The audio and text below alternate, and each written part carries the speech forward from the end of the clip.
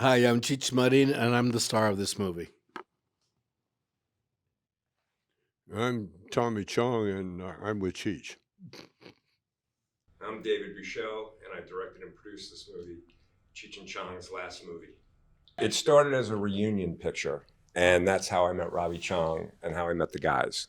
And when that film didn't happen, and I had something else that fell through, it was Kismet, and it became a natural progression into Cheech and Chong's last movie. You're going to do Kismet?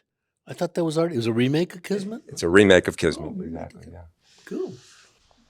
So, did anyone ever try to make a documentary about you guys before, and you guys were like, "Oh no, no, no"? Or, Well, they did, but they were X-rated, so we couldn't show them to anybody. And the other choice was for the police, and you get in trouble there. So. There's one video we made in, I can't even tell you the town. Ixnay. But this is suitable for audiences. Audiences everywhere. Yeah. So, what at the peak of your fame? What was the argument over? The argument? Yeah, like why break up? The argument really was about who was the most intelligent. And there was really no argument. It was just a discussion of it. There. Okay. But I'll let you guys figure out which one is which. Yeah. It's a 50-year union, So Yeah. there's going to be ups and downs and in-betweens.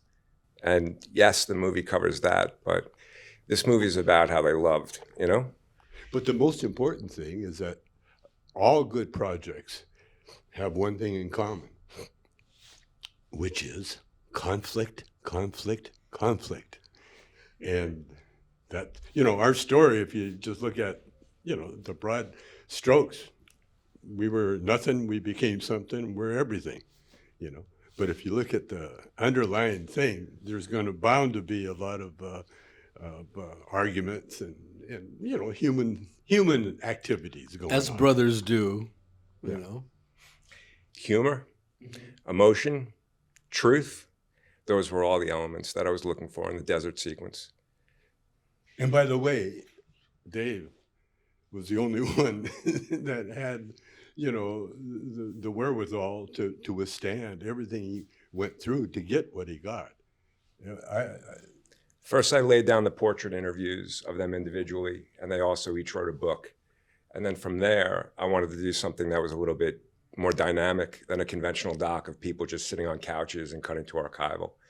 And who doesn't want to see Cheech and Chong in a car driving through the desert? It's like saying, do you like puppies?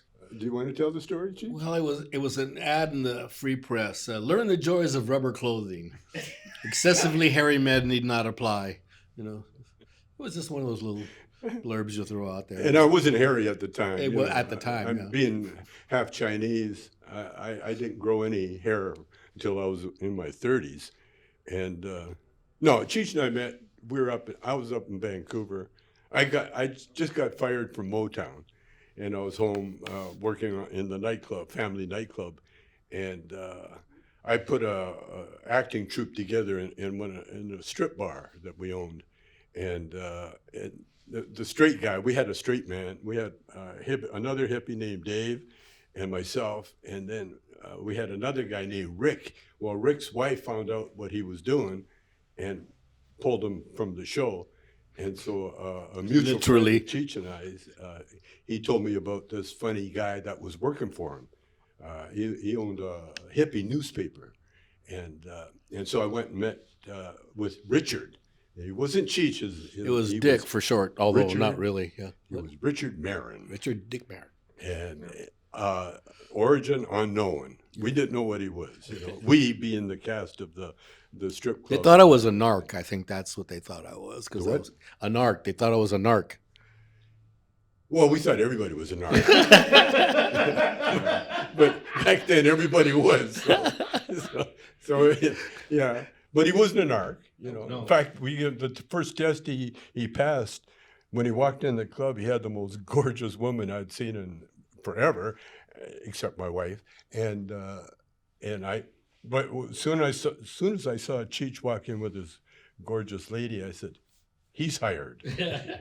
It was a negative pickup deal. So or elements of us provided the money, and then we had a deal in place that if we turned in the movie at a certain length and it didn't break any of the rating codes, that they would buy it from us for this price. No, what happened? Lou Adler, our producer, Uh-huh. he said that he would finance it, so it was no problem.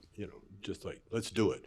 And so Lou really had the power, and so they just told us go make a movie, and we did. And because it was such an improv movie, we shot it in less than a month for less than $1 million, and it went on to make, I don't know, A lot of money. Almost quite a million. quite a lot of money. The studio didn't really care, because it really wasn't their problem.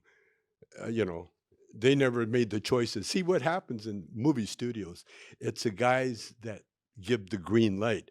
Their job's at stake, you see. And so in this movie, there was no one given any green light. It was just like They go didn't make a even know we were movie making a and movie. Good luck.